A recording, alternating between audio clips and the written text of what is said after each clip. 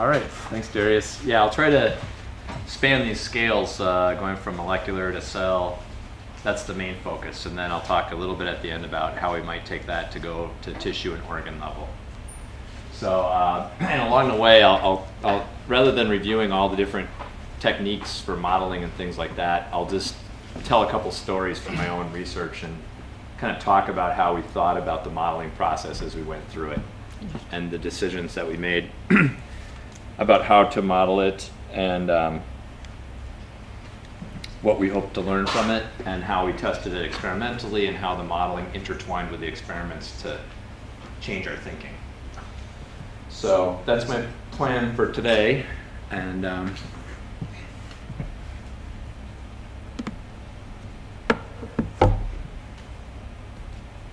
okay, so this is downtown Minneapolis on a nice, with a nice sunset here. Nice warm day. Nice warm day. Yeah, I'm not sure if you can't see in the darkness whether there's snow down here or not. Believe it or not, there's actually still snow in Minneapolis. Yes, Meg just sent me a picture yesterday. So I looked at the weather. The weather is predicted to be a high in the 70s on this weekend, and there's snow on the ground right now. So this is Minnesota in the springtime. You could go from wearing shorts to wearing a parka in one day, or on the same day even. My plan is to stay dressed like this and just go there and just go with the mindset that it's spring, it's summer. I'm going to take Bangalore with me and bring the warming to Minneapolis. That's my plan. But we have to accept that there is snow and ice, and one way we accept that is we just embrace it. So this is my lab group when we went. Can anyone identify what this sport is? Curling, yeah, right, curling. Yep. So you take these stones and you push them along the ice and you try to get them in this circle, and then other people take their stones and try to knock yours out and see who can get it closest to the center of the circle. And it's a big deal in places like Canada, for example, and it percolates a little bit into the northern tier of the United States. So that's my group, and I just want to acknowledge them. I call them the killer bees. They're not all killer bees, but some of them are, because it just by coincidence happens that right now my lab has Ben, Brandon, Ben, Brandon, Brian, Becky, and Ben. 3 Bens. And I have a former Ben from my group right now who's a postdoc, and not in my group, but at another university. So anyway, I don't know what it is. My name's Dave. So, all right. My middle name is John, so I don't know where I don't know why. Something happened about 25 years ago where everyone in some part of the United States was going to name their kids with a B. I guess Becky's actually Rebecca, so I don't know. The guys, at least, it's a lot of... It's only the ones that have the mutation that they like theory, right? Yeah, there you go. So as I think about modeling, and I come out of engineering. I'm a chemical engineer by training. So I think about what I learned as an undergraduate chemical engineer and how chemical engineers think about what they're trying to do, which is design chemical plants that are safe and effective and productive and economical and make money. And other areas of engineering like aerospace, trying to design airplanes, aircraft, rockets, so forth, that operate safely, effectively, and so forth. And what they rely upon are knowledge of physical and chemical principles to guide the design, the simulation, and control of the system. And the systems that they're controlling are complex. There's no doubt that this is a complex system. There's no doubt that this is a complex system. Yet the parts, the subsystems, and how they work together are basically understood at a physical chemical level, and they can all be simulated so that when you send up a new airplane or launch it, turn the key on a new chemical processing plant, they basically work as you anticipated. Not perfectly, as we've seen, but 90-some%, right? That's in contrast to pharmaceuticals. So in phase 2 clinical trials, the success rate is like 25%. So obviously there's a kind of a lack of knowledge here. And I think a lot of this, some of this at least, is just due to, I mean, if we really could anticipate in the way that we do in these technology-driven industries, this one would have a similar success rate. And I think part of that is then just the lack of understanding of the physical chemical principles within the context of a complex system that drive what was going to happen. So I guess I take this as a call to arms for people like us to think about how we can apply physical and chemically based, principle-based modeling to achieve higher success rates than that, limit side effects, more targeted therapies, personalized, whatever you want to call it, but just overall better efficiency, higher predictability of what's going to happen in these treatments. It's not like modeling in biology is completely new. I mean, it's been around a while. Adolf Fick, for example, for whom Fick's law is named after, was a 19th century German physician. So he came out of practice of medicine and started to wonder about how things were moving around in the body and deduced this law that we call Fick's law. And if we think of like big advances in biology, the discovery of the double helix was exploiting the knowledge of X-ray diffraction as deduced by the Braggs in the early part of the 20th century. And they were in the Cavendish lab where Bragg was the professor at the time they were working on this. They were using modeling, actually building physical models, constructs of life-size models, you can see here, and Wells doing the calculations to figure out which models were going to be consistent with the data and which ones weren't. And this helped drive them to basically converge on what was the correct model, the double helical structure.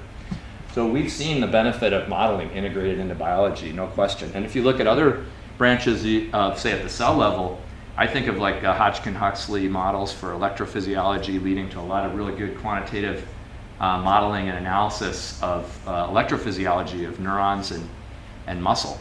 So this is not completely uncharted territory. Where I think we're lacking, obviously, is more the understanding of chemical processes and mechanical processes, and in particular how they integrate, which I think is a great focus then for this workshop. And as I've showed this slide before, I'll just show it again. The kind of theme that I want to go through today is then thinking about how do we go from molecular scale to organ level, where we may want to try to control the progression of some disease process. In this case, it's glioblastoma, but at some level of human health, impacting what's going to happen through our knowledge of this continuum down here, where we can maybe come in with drugs or other molecular targeted approaches to affect something beneficial at this scale. And this means we have to span from this length time scale to this length time scale eventually.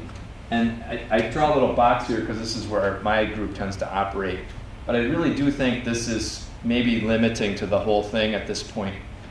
We've seen in the last 30 years, 40 years, just the huge explosion of information and knowledge at this level of genome projects and so forth.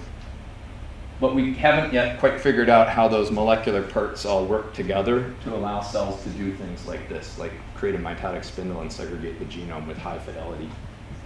And then moving up from that to the ultimate disease processes. So this is kind of, in my view, kind of a limiting step that we need to really try to confront. If we take a car and take it apart and put all the parts on the ground, we could enumerate all the parts and have some guesses about how they fit together, but it doesn't tell you how a car works, okay? So we need to kind of take this and put it into a framework, like I was saying for other technology-driven sectors, of thinking about subsystems and how they work together, constrained by physical and chemical principles. So the kinds of physical and chemical principles. I just have a Yep. I mean, in the context of a car and any manufactured object, you know exactly what you made. Yep. Whereas in the context of any of these living systems, we know the parts. We perhaps have no clue as to what the modularity is, and what these subsystems are, Yeah. or even some of the basic physical principles behind how they work. So Right. I mean, I'm not sure that there is a direct. No, it's different Yeah. qualitatively in that we're starting with something that pre-exists and is complex Right. versus something that we create out of, say, a limited amount of complexity and then layer on top of that to build up this complexity. Yeah. Yep, for sure. And so in chemical engineering, we break it up in what we call unit operations. So we'll study for some section of a course or whatever, distillation. So you learn about the distillation column. And that's got some preheater on it, so you study the heat exchanger. That's a separate unit operation. You break it down into these subsystems, and then you think about how they connect together. But the analogy I like to make is for like a chemical engineer who's starting a new job, and they're assigned to a chemical plant that's been operating for 50 years. Should be producing at purity 98%, but for whatever reason is putting out stuff at 92%. Go figure out why. Everything's not, you know, so you think of it as building from the ground up, but a lot of engineering problems aren't that. They're taking, or a mechanic on a car, it's not working, fix it. Okay? Now the benefit they have is they know the inner workings of it, so it's not a foreign object. For us, it's kind of a foreign object. So although the usual print thinking is design forward, there is this part of engineering that's taking a design system and diagnosing what's wrong with it. So we need the basic physics. I won't go through this, but I just want to kind of outline the things that I think are important to think about. Diffusion, like Fick's law, random walks, and so forth. Thermodynamics and kinetics, so free energies, equilibrium constants, forward and reverse rate constants, forces like drag forces and spring forces, electric force across the membrane, and so forth. So these are the kind of equations that at the level of the molecules to cells are what gives that transition from something that's dead, the molecules, to something that we might call living, like a cell. So let's start kind of at the ground up. This is, these are microtubules at the edge of an epithelial cell, tagged in green, and then the protein EB1 is tagged in red, and it tracks the GTP cap of the growing microtubules before they catastrophe and start shortening. So this involves molecules diffusing to the end of the microtubule and getting incorporated, and that allows it to be built up. So I'll take you through some of our kind of modeling of that process, because we'd like to control this process. This catastrophe process that you see, where they grow for a while and then they just burn out and they start rapidly shortening, if you interfere with that through the example I would give is the drug Taxol. That's a very potent and widely used anti-cancer drug. Yet we don't really quite understand how it affects the actual kinetics of assembly-disassembly. So we've kind of, our lowest level approach to this is to coarse grain out all the atoms. So here's a kind of a almost atom level description coming out of literature, which we kind of take it as they kind of concluded there's like 3 patches where you can dock and form a bond between 2 tubulins. So they might dock like this if you line up the colors right. And so if you look top down on it, one could be docking like that, and that would build it up. And you can put in potentials and things like that, and have these things do a random walk where they can translate and rotate in time according to just a random diffusion process where we specify the friction coefficients and so forth, have potentials and so forth that affects the stepping, and then check to see the progress, to see how close it is to forming a bond and so forth. And then from that, calculate the rate at which they would arrive, the on rate constant. And this is work in progress, actually. We haven't published this, but I'll just show you a snippet of what one of these simulations look like. It kind of looks like a little dance, right? There's, I don't know. So this thing's dancing around. Actually, it's opposite 180 of what it should be. These are supposed to dock here. But so we just try it, and we try many. We kind of calculate what the rates are that they add. So that's kind of for our lab, we start at this level. You, of course, are aware that people simulate at a level below that of atoms, so they're called molecular dynamics simulations. So already there's some coarse graining here saying those, at the end of the day, all those atomistic descriptions lead to these 3 sites that can dock with these 3 sites. And that's roughly how you move from that level, which has all those atoms, to just basically this information, as well as the shape of the molecule. So what time scale is this for? So this time scale is less than a millisecond, typically like 100 microsecond type of time scale. Molecular dynamics simulations, if they can get to a microsecond, that's pretty long. Yeah. So this is now microsecond to millisecond. We could even take it out maybe tens or hundreds of milliseconds, but it's not going to be minutes at this scale. So if we're going to simulate what I showed before of the microtubule assembly process, growth and shortening, that movie in the cell, the experimental movie, is timescale tens of seconds. Yep. So this isn't going to suffice for that. We can never. So then we'll have to coarse grain this to move to the next level. I saw another hand up in the back. Same question? Okay. So I'll get to that level next, but of course these molecules exist in the context of, they're not just in space here, there's other molecules around. So another issue we're addressing is how do those other molecules affect the ability of 2 reactants, brown, to dock with each other to form a bond? Are they going to speed it up or slow it down? Who votes for speed it up? Who votes for slow it down? You're all right, because it depends on the conditions, and we're still trying to figure it out. This is one of those things where we get the result that in some cases it speeds up, in some cases it slows down, and we don't understand why. And I'll get back to what Darius mentioned at the beginning about human scale movement maybe being useful for making progress on that question. So moving up in a scale though, because this will never work at the time scale that we were showing, that I was showing the movie at, which is seconds or tens of seconds. It's just not going to get there. This is more milliseconds time scale. So we can coarse grain out and say, look, at some point, that dancing, jiggling molecule, whether there's Crowders around or not, is going to get into the binding site. So there's some on rate constant for that. And so the arrival rate will be proportional to the free concentration. That's how fast they're going to come on.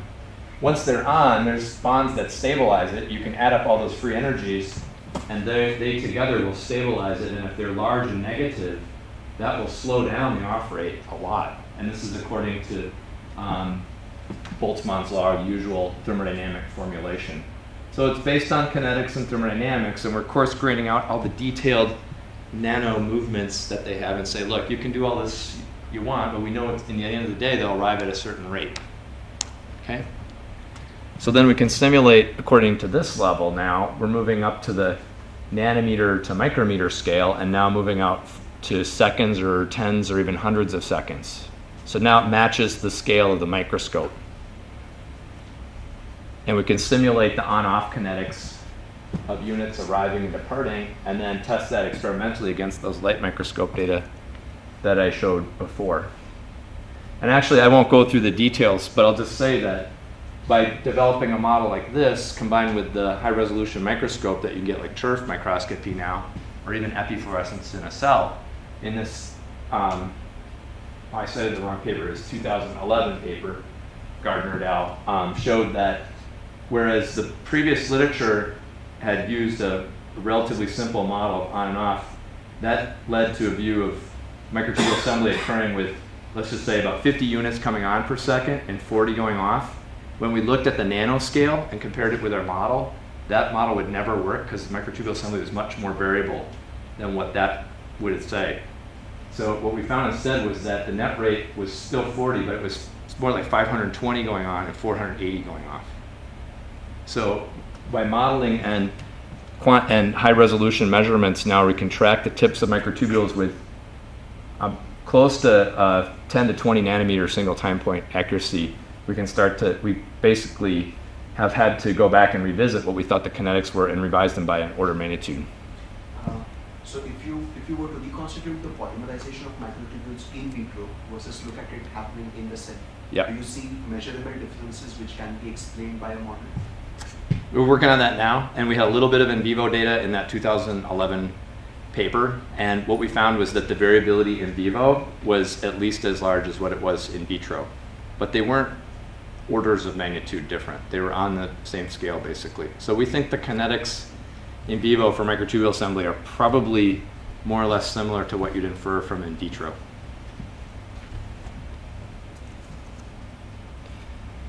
Okay, and then we can add, like, you might be aware that you saw the microtubules undergo catastrophe. Actually, they have a GTP cap. The GTP gets hydrolyzed to GDP, so they go from magenta to green.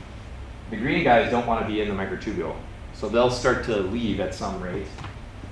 And the magenta guys, they like stacking in this straight row, and they are going to be stable at the tip. But if they get lost stochastically, then you get this rapid shortening, so-called catastrophe.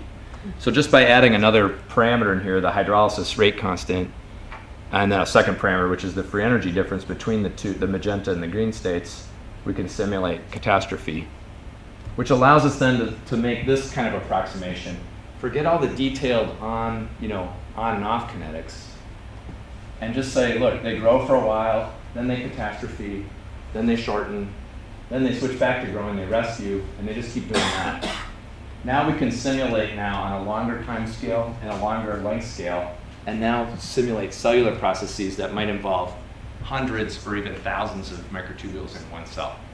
So now we can move up yet another notch on the time length scale spectrum, getting closer to in vivo. And we know that, for example, the growth rate will depend on what you choose for K-oning and the longitudinal and lateral bonds. So by adjusting those parameters, you're going to get different growth rates. And by adjusting the hydrolysis rate constant and those parameters, you're going to get different catastrophe frequencies. So these parameters, these four, depend on the other parameters that I highlighted before, but now coarse grain out all the detail, allowing you to simulate on longer time and length scale. So the first story that I'll tell you about was one of using this level of modeling to address the question of how microtubules get recruited to polarizing neurons, work that was done by my former student, Dominique. Starts with D. We had a good run going there. Okay, so when neurons polarize, they initially start out kind of with multiple short processes. That's so-called stage 2 in the literature. And then eventually they make up their mind and they pick one of those, and that becomes the axon. And it actually corresponds to an increase in the number of microtubules in this process. And the kind of long-standing theoretical framework for this was a kind of a search and capture, that the microtubules, which are in green here, are invading into these various processes, and then they can get captured. There's some signal that's generated by the one that is to become the axon. So each of the microtubules is doing dynamic instability. Somehow there's a signal, maybe just a fluctuating signal in this polarizing model that I just showed, that says, aha, we want to go over here because this is where the axon needs to be. And then that starts to create capture points for the microtubule plus ends, and then they'll hang out there. And now the microtubule array is polarized. Material can be delivered here, and this can drive protrusion and further growth in this direction at the expense of the rest of the cell. So that's kind of a long-standing model that has held sway in this field, and Dominique wanted to actually test that by showing that you get stable microtubules here as you go from stage 2 to stage 3. That is, to actually use the live dynamics from the microscope of looking at microtubules, which they couldn't do back then, and looking at the individual growth and shortening phases and seeing whether they stabilize or not. So you can make movies like this where the EB3, EB1 comets are tracking out here. Now what's kind of surprising is in this process here is that there's a lot of plus ends here, whereas the model would predict the microtubules would extend all the way here and the plus ends would be out here at the end of the process, which I can't see terribly well in this projection, but it's right about there in the middle. And she found that, so it seems like it's very dynamic actually, not static like their cartoon depicted. Now, as they go from stage 2 to stage 3, those initial processes are very short. So they're short and they've got relatively few microtubules. As they go into stage 3, the processes are longer and they have more microtubules. So that's consistent with the cartoon that I showed earlier. However, if you look at if you do a photo-bleaching experiment in the midpoint there, that model would predict, because those microtubules are captured, that they're not going to recover after your photo-bleach. It dropped and it just stay low. Well, she found it drops and they recover 100%. That means essentially all the microtubules are dynamic. None of them, or very few, are captured at the distal end at the axon. And actually, it didn't matter if you're doing the experiment in the minor process before polarization or in the axon after polarization, and it didn't matter if it was the midpoint or the distal location. Basically, they recover 100%. And she developed a model for this process as well. And the model needs to explain, why are the microtubules ending up in much higher numbers in the axon, even though there's nothing there that's actually capturing them on the end. So she started to simulate that, a very simple model. So now treating each microtubule as this kind of random switching where they grow, then they catastrophe and they start shortening. Then they could rescue and grow again. And she had those growth and shortening events about balanced, so that there's no bias, no drift in the velocity of where these tips would be. Essentially executing a random walk inside the process. And so the plus ends wind up kind of uniformly distributed in here. She had microtubules arrive from the cell body at some rate. If they hit the far end, they would undergo catastrophe. And what she found was that if the process was short, she had relatively few microtubules. but with the exact same parameters, but just making the process longer, had recruited far more microtubules, in fact, basically proportional to the length. So the reason that this is happening here turned out to be pretty simple. If I'm doing a random walk, let's say this is the door here, and I enter in here, and now I'm doing a random walk. Okay? The mean time that it takes me to go back out this door using a random walk depends on how much space I've got in front of me. If the room ends here, then my random walk will soon allow me to leave back out the store. However, if it's all the way at the other side of the room, I might spend a lot of time wandering in here. So if I have a constant arrival rate, but an exit rate that depends on how long the space is, then I will accumulate random walkers in proportion to the length. So that's all that's happening in this model.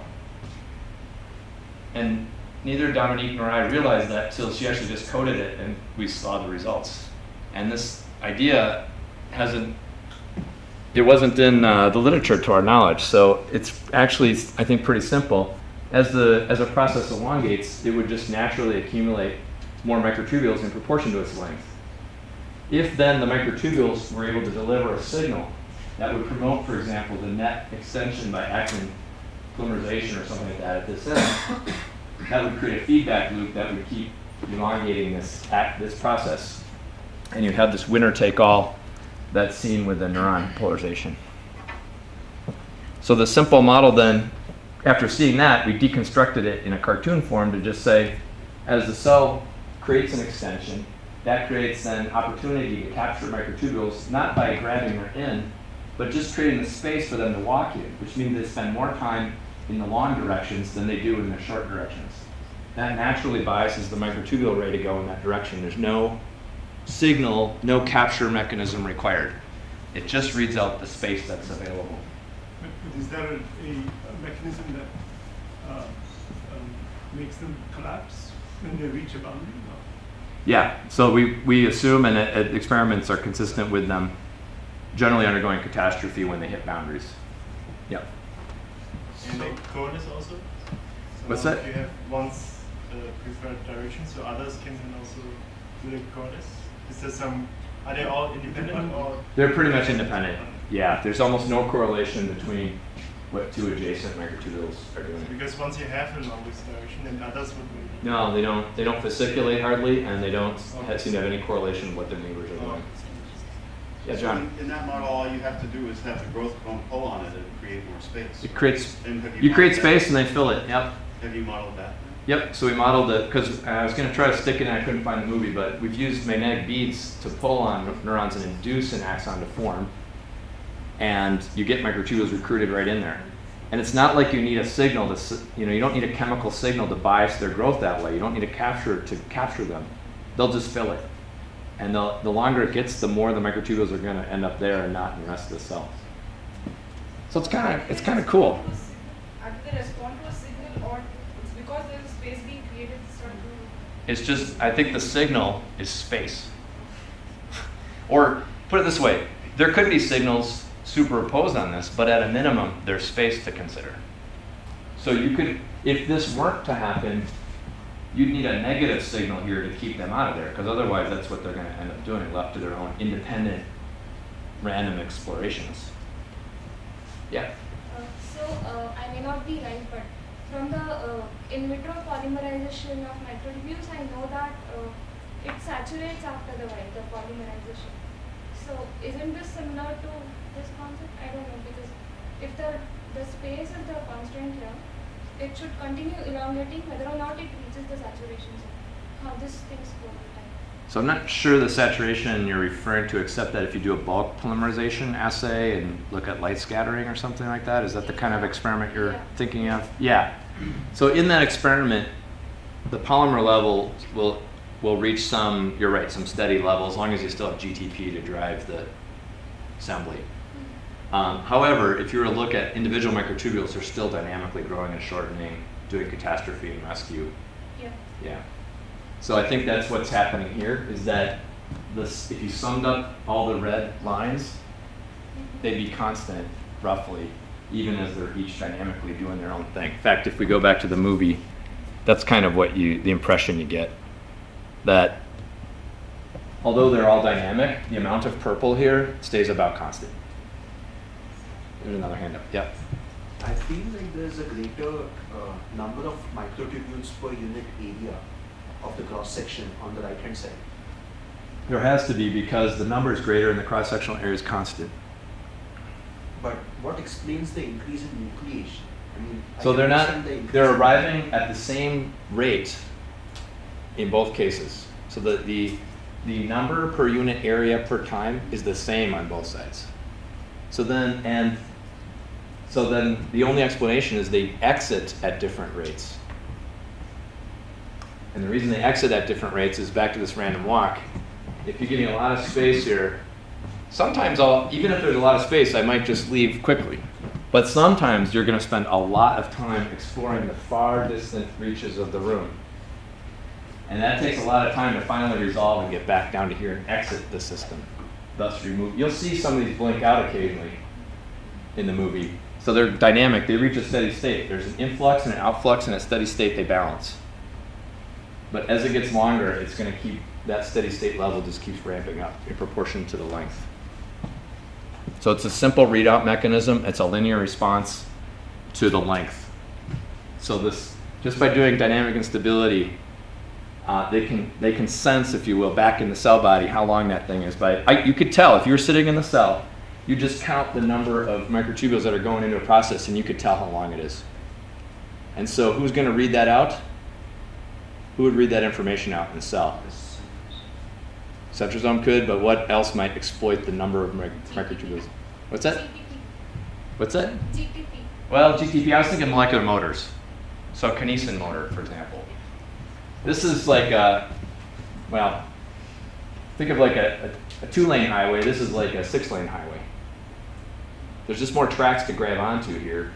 So the total flux of kinesin is going to be proportionally higher here than here. If kinesins deliver an important signal for the growth cone, who's going to get more? This guy. Yeah. So it's not, at the end of all that modeling, it turned out to be pretty simple, and I won't go through all the experiments. She did a series of experiments to test this model versus other versions of the search and capture and stabilization and so forth. And interestingly, in literature, people still kind of argue that microtubules are somehow specially stabilized in the axons after they polarize, and we don't, at least in the neurons we were looking, there was no evidence for that at all. They remain, the growth rate, the shortening rate, the catastrophe frequency, these were all the same before and after polarization. None of that stuff changed. And there's no evidence that they're captured either. They're just dumbly doing their random walk as far as we could tell the whole time. And if you just assume that, you get exactly what you see experimentally. So I thought that was kind of cool because she, through the modeling, kind of arrived at a much simpler idea than had been previously proposed through intuitive reasoning. So does the density of microtubules scale with the length? Yep. That was the data I showed. Experimentally, we were not the only people, other people have seen this too. Right. By electron microscopy. We use light microscopy to measure it. But that's a consistent result for this neuron polarization system.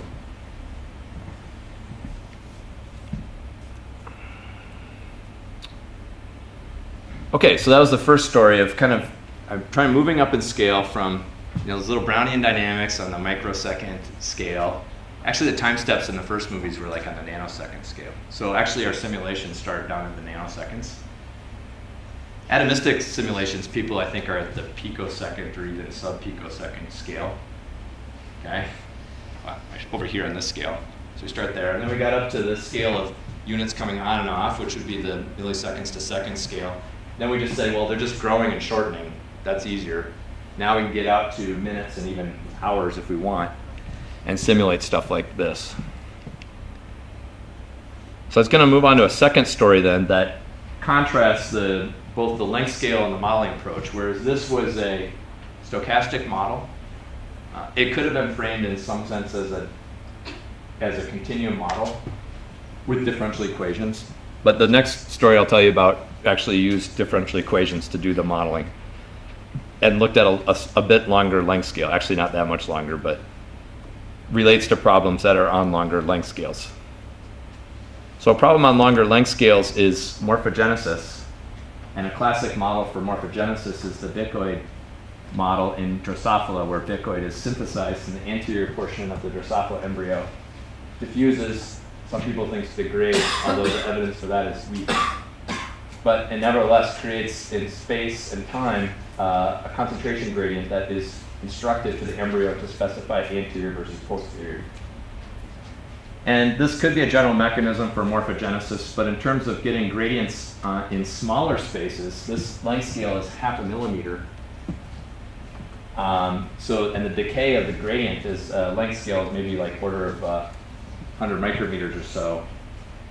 Given the diffusion coefficient of bicoid, then the time it takes to get this kind of gradient forming is on the order of an hour or two, which is about the right time scale of embryogenesis in this organism. So this works fine if the system is big, given the molecular diffusion constant.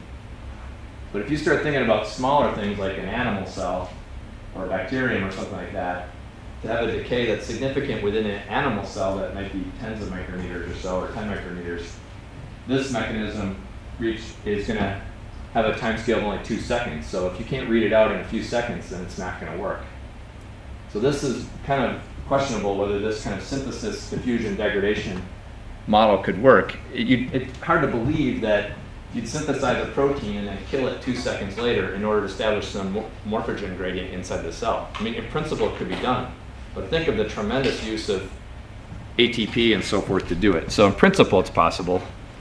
But kind of a system to contrast that is this one, which Eric Griffin and Geraldine Seydoux study, who I collaborated with on this project. And this protein MEX5 in red here, green is pi1, which is a downstream of MEX5. So MEX5 initially is uniformly distributed, but within a few minutes it's concentrated on the left side. And it does not involve new synthesis of protein. And Eric showed this by using photoactivatable fluorescent protein and finding that if you photoactivate right before the gradient forms, basically the molecules that you had photoactivated are the ones that form the gradient. So those molecules were initially uniformly distributed, and then they formed a gradient. So it's not like they were degraded and replaced by new ones who then formed the gradient. They did it themselves. So you can't invoke the model that was used for bicoid to explain this gradient. Okay? It's also on a shorter length scale. It's about 50 micrometers. It takes a few minutes to get the gradient forming once fertilization has occurred. Well, there's kind of a interesting theory that I became aware of a few years ago, which I'll go back to in just a second. But the basic idea is this, that you can actually have gradients that are on a micrometer scale in the cell of the phosphostate of a protein, for example. If you have a kinase at the boundary, like at, say, the plasma membrane, then the substrate will be phosphorylated there. If it then diffuses away, it could then encounter a phosphatase that might dephosphorylate it. And if you work out the diffusion reaction equations for this, you get kind of a decay that looks like this.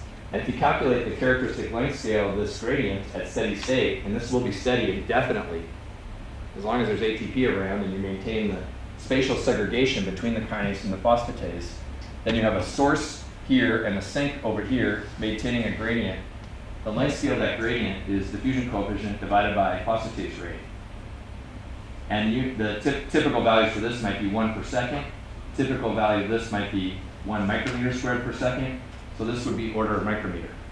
So it could easily have a decent decay even within an animal cell. And we published a kind of analysis of how cell shape and size might affect the global level of activation. So for example, Matthew talked about Chris Chen's experiment where the cell shape affected its survival. If you have a round cell, big fat cell, like this, one that's on a small island, and the decay is 1 micrometer, then the center of the cell, which might be 5 micrometers from the edge, is not going to see that signal. But if that cell spread out and flattened out so that it was a micrometer thick everywhere, now every part of the cell is very close to the membrane, and they'll all see a very high level of the signal. No mechanical sensing involved or anything in that model. Just the shape alone would flip it from one phosphostate to the other phosphostate. And this theory actually of these gradients was, I became aware of it through this paper, which I think is a seminal paper then. that established the possibility, theoretically, of phosphostate gradients inside of cells that would be on the dimensions of significant decay within an animal cell on the order of 10 micrometers or so. But what it doesn't give, though, is an overall gradient like MEX5. If you add up the phosphostate to the dephosphostate, they add up to a constant. So this cannot explain why MEX5 was concentrated on one side and not the other. It only explains why the phosphostate has a gradient, not why the protein A, regardless of its phosphostate, has a gradient. So if you tag A in this experiment, what would it look like? It'd be flat, it'd be uniform everywhere in the cell, even though the phosphostate has a gradient. So when I was on sabbatical a few years ago and visiting Dennis Bray's lab and meeting his postdoc Karen Lipkow, we were discussing these papers and we thought they're pretty interesting. She was interested in bacterial chemotaxis, and it seemed like there might be a gradient of a relay molecule in the bacterial chemotaxis pathway going from the anterior part of the E. coli to the more distal parts where the motors were turning the flagella. Now the whole E. coli is just a few micrometers long. How can you have a gradient within a E. coli? Certainly not by the Bicoid mechanism where you make the stuff here and then degrade it a second later. But we realized that actually that the two forms add up to a constant only if their diffusion coefficients are equal. So if their diffusion coefficients are equal, then their gradients are equal and opposite, and you get the scenario that I painted before. But if you relax that assumption and say, suppose that the phosphostate diffuses at a different rate than the dephosphostate. Now they're actually not equal, and the gradients will not be equal and opposite, and you can get an overall protein concentration gradient. So here's the case where they're equal. Here's the phosphostate. Here's the dephosphostate. They add up to a constant. No gradient formed. Just change one assumption. Say that they're not equal. Now the slow species, A, has a large gradient. The fast species has a weak gradient. Their fluxes are equal and opposite, but because their diffusion coefficients are different, their gradients are different, so they don't add up to a constant, and you get an overall gradient of protein, not the phosphostate.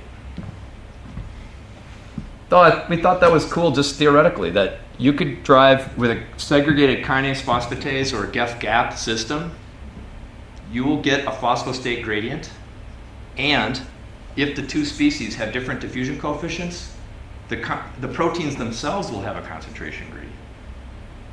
So this is yet another way to get a concentration gradient a la Bicoid, but now run it indefinitely at steady state on a short length scale, like a micrometer, maybe even an animal or even a bacterium, animal cell or bacterium. So that was a theoretical result which we published just as pure theory, saying given what we know about biology, it seems like it's possible this could happen somewhere, but we didn't have any specific example of it. And then this guy, Eric Griffin, who was a postdoc in Geraldine Seydoux's lab at Johns Hopkins, found our paper and he contacted me and said, I think this MEX5 system is an example of what you guys described.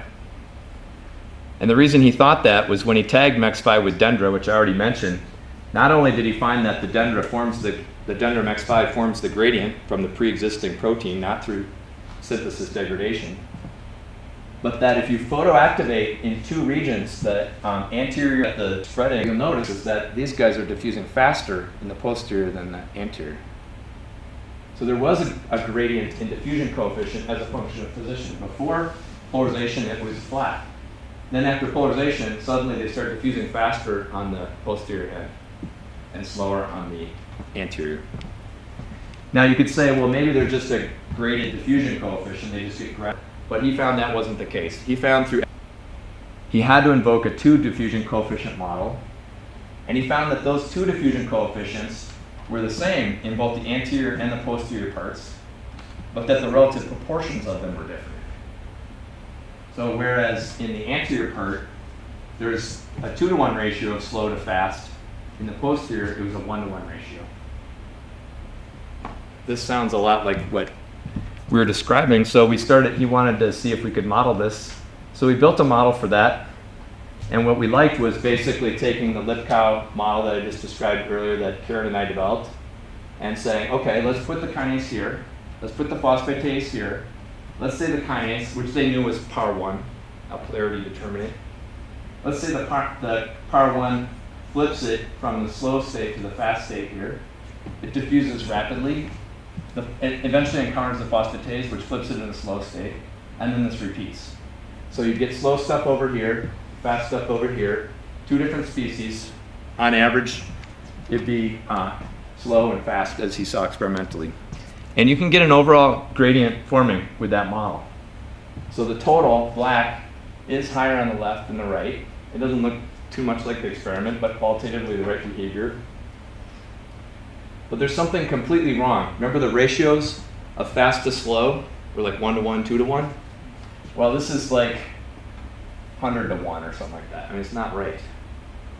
So you got to play with something. Now, the only way to get it is to change the phosphatase rate, and you can start to get a little bit better. But this is an order of magnitude change to just a modest improvement. You have to change it to be 1,000-fold slower than this case to get a decent ratio and have the total concentration gradient forming at the same time.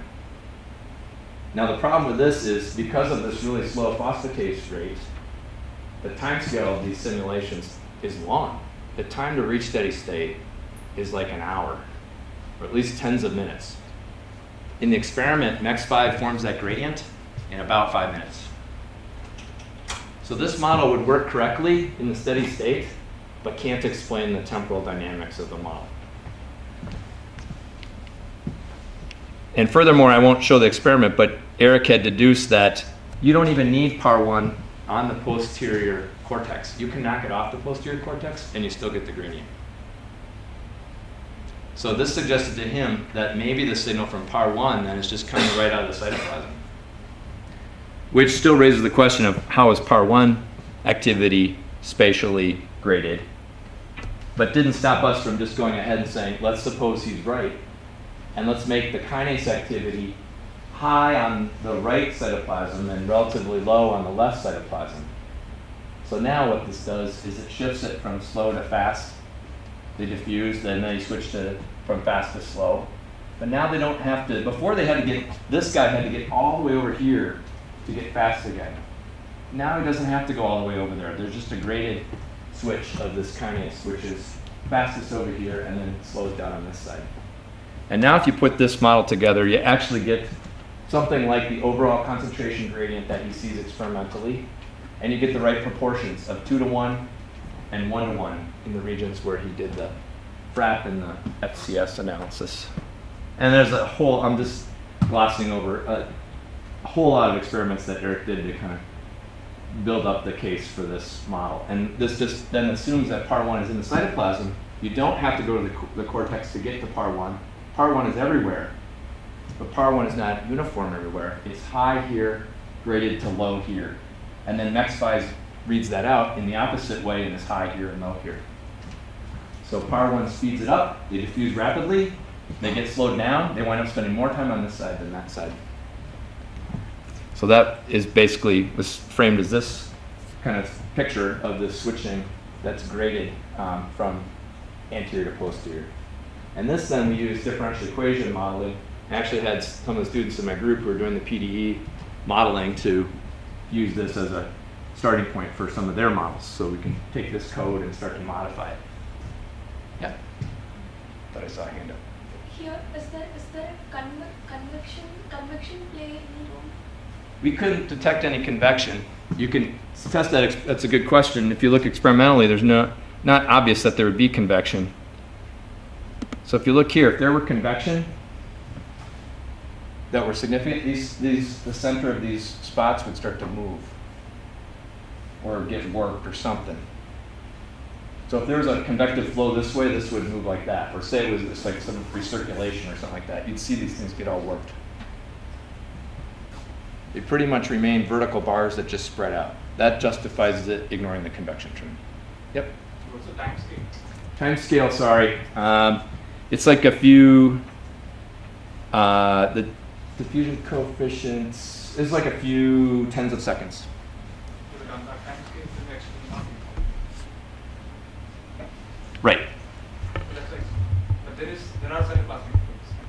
There can be cytoplasmic flows, yeah. But this time scale is not way off from the time scale it takes to get the gradient to form. Yeah. Oh, plus, if the thing was totally due to convective flow, like say there's a flow going this way, where does the fluid go? So there's the continuity equation for mass conservation says that the divergence of the velocity field has to be 0 for incompressible fluid. So you can't just, there'd have to be some kind of like motor-based transport convecting or something like that, not an actual fluid flow. Other questions? Okay, so then the picture that emerged then is, I think, a second model for how you can get a total protein concentration gradient in the cytoplasm. Bitcoid, it would be an example of this synthesis diffusion degradation scenario. Not clear how that's going to work in a small cell for the reasons I mentioned.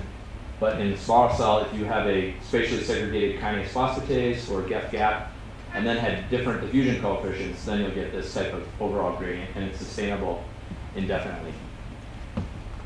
Couldn't you get oscillations?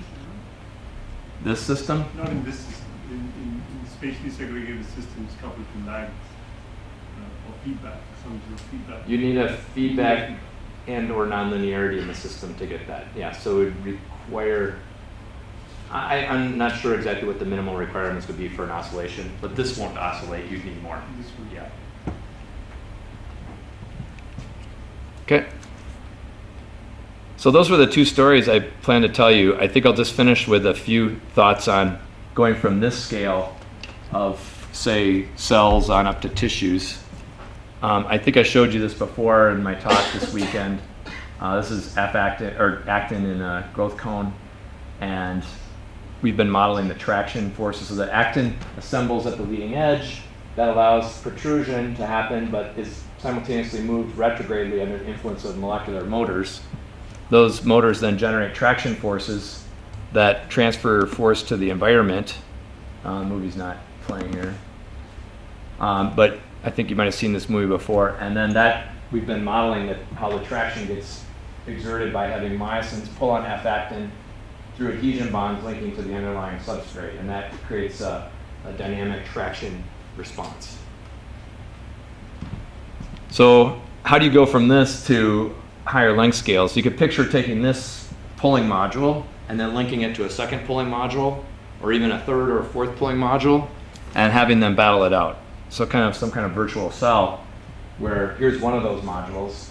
It's linked by a spring to some center point, as are these other modules, and they just do their own thing, constrained by the fact that forces need to balance and mass needs to be conserved. So the actin units, the myosin, the adhesion bonds, they have fixed numbers that are distributed amongst the different processes in a way that ensures they're always constant. So once we have that, then we can start to simulate these trajectories, and from this get something like a random motility coefficient. Okay, so compute the mean squared displacement versus time, for example, and the slope would give you the diffusion coefficient. Plug that into one of these continuum models that I showed, like from X5, the continuum model that had diffusion reaction. That could explain then, you could use that to model at this tissue level the migration of individual cells, so having them have a diffusion coefficient. They proliferate at some rate, they die at some rate as a function of space and time. So that we can ultimately get up to this scale where using that continuum modeling approach start to simulate on a much longer time and length scale the progression of a disease, given that working all the way back to even maybe the molecular scale parameters that control traction, the adhesion bonds, the myosin motors, other things that affect the force balance in the cell.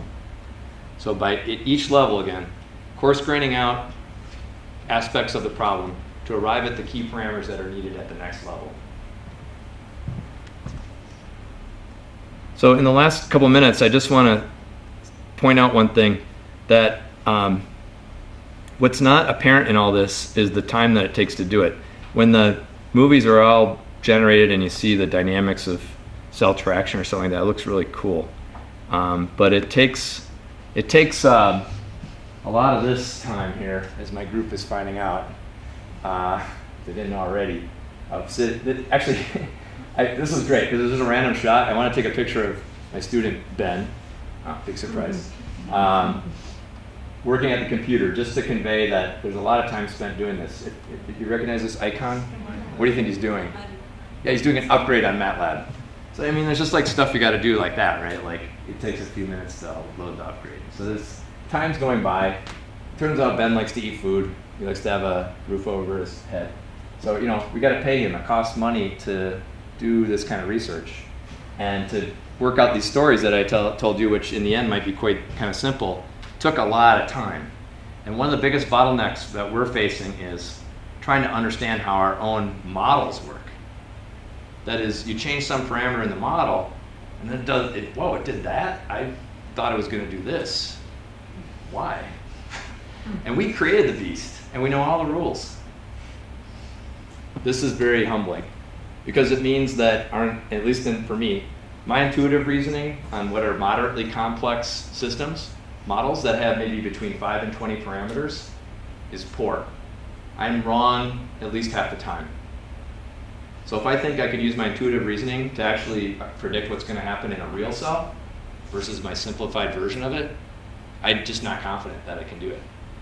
So I wonder if a lot of our kind of intuitive reasoning about how a cell would do if we changed this variable or that variable or added this drug or that drug is just reasoned incorrectly in the first place.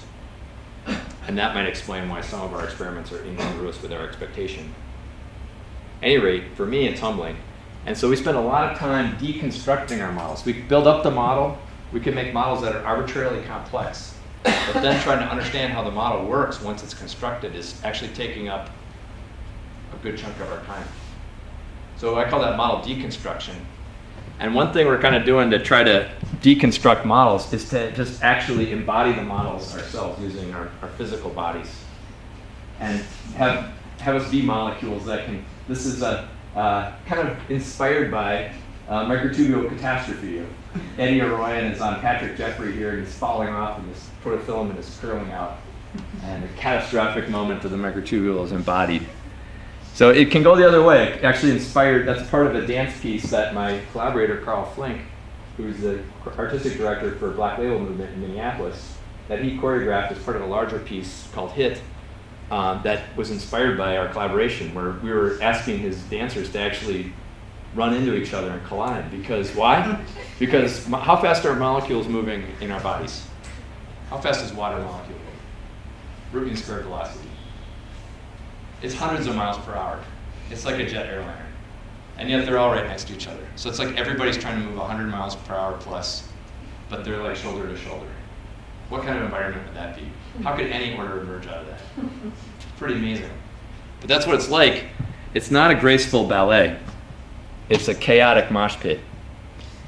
And so we try to reproduce that and get into that space where, because the computer, when it's done running, says, here's a bunch of numbers. Good luck. I'll make a graph. I'll make a movie. Oh, that takes time. I got to learn how to render movies. This is a pain. What if we just took our hypotheses and embodied them? So we did this. We went into an abandoned torpedo factory in northeast Minneapolis, constructed a chain link cell inside. So this would be like the C. elegans embryo, where 1 foot equals 1 micrometer. And we had people just go and do the MEX5 in this example. So here people are switching between fast and slow states. You're looking at it from the posterior end towards the anterior. So if they go slow here, they switch to fast again right away because there's a high power 1 concentration there. Meanwhile, the other end, they're all going slow because there's very little power 1 over there. And if you notice, there's more people on the left than the right. Why is that important? We basically worked out with Eric and Geraldine what we thought was going on with MEX5 and power 1. So this didn't lead to that discovery. But what it did tell me was that model that I said was not good, was very slow to approach steady state. It took me a long time to appreciate that using MATLAB, but when we got in the cage, we got it right away. Because I asked them to go slow until they hit the chain link on this side. Well, everyone's just like wandering around like this. Okay, go fast when you hit that wall. Okay.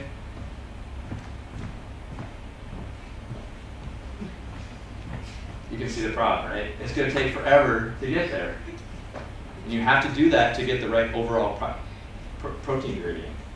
I appreciated in about 1 minute, and so did all the dancers, none of whom have science training, that model is going to take forever to get to steady state. And that was the essence of what it took me a week or more, no, that's being generous, let's say a month or two to figure out what was wrong with the other model. So I think it could be rapid prototyping. You just try it. It doesn't have to be exact. We're not doing exact random walks, but you get the basic idea, right? And if it doesn't work, you'll know why. Because we can talk to each other and say, this didn't work because this is what was happening. And we even convinced some other scientists from India here. So here's G2. G2 is a choreographer this summer. You didn't know that? I can't remember what it was exactly, but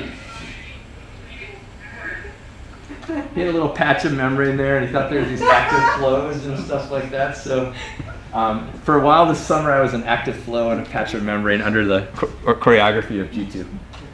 And we're going to continue to do that this summer again and keep exploring with other scientists, embodying their scientific ideas. So I get asked, is this science? And here's what my student Kweku said when he was asked that question. So this science. Is this science? Is this science? This is beautiful science. All right, so I'll stop there.